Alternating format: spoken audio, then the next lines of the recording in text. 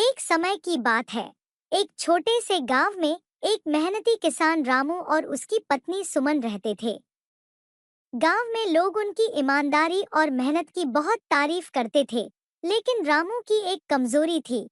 वह अक्सर अपनी मेहनत की तुलना दूसरों से करने लगता था और खुद को कम समझता था। एक दिन रामू ने सोचा कि वह अपनी मेहनत का सही मोल समझने के लिए दूर के शहर में जाकर देखेगा। उसने सुमन को अपनी योजना बताई। मैं शहर जाकर देखूंगा कि वहां की जिंदगी कैसे है। इससे मुझे समझ में आएगा कि मेरी मेहनत का मूल्य क्या है। सुमन ने कहा, लेकिन शहर जाकर तुम क्या पाओगे? तुम्हारी मेहनत और मेहनत का मोल यहाँ गांव में ही है। रामू ने उसकी सलाह को नजरअंदाज कर दिया और शहर के लिए रवाना हो गया। शहर में पहुंचते ही उसे विशाल इमारतें, चमकदार लाइट्स और चमकदमक दिखाई दी। उसने सोचा कि यहाँ सब कुछ बेहतर होगा और उसने शहर में नौकरी की तलाश शुरू की। वह जल्द ही एक बड़े कंपनी के ऑफिस में काम पर लग गया।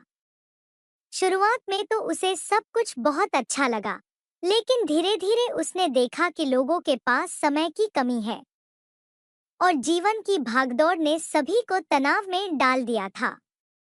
वह भी इस माहौल में शामिल हो गया और उसकी खुशी कम होती चली गई। एक दिन जब रामू ने देखा कि ऑफिस में सब थके हुए और तनाव में थे, तो उसने सोचा कि अब वह गांव लौट जाएगा। शहर की चमकदमक उसकी आंखों को भली लगी थी, लेकिन उसके दिल को शांति और सुकून नहीं मिला। जब वह गांव लौटा, तो सुमन ने उसकी खुशबूदार चाय बनाई और उसे मनमोहक भोजन कराया। रामू ने महसूस किया कि उसकी मेहनत का सही मूल्य गांव में ही था।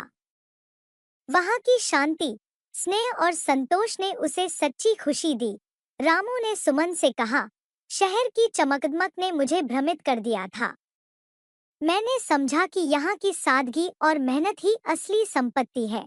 सुमन ने मुस्कुराते हुए कहा, जब भी तुम अपने काम का मूल्य समझने लगो, तो याद रखो कि सच्ची खुशी और संतोष हमेशा तुम्हारे अपने कर्मों में ही होते हैं।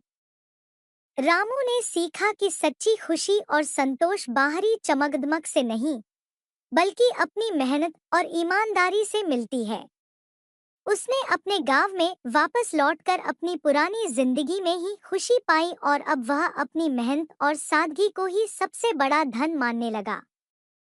Don't forget to like, share, and subscribe Kids World.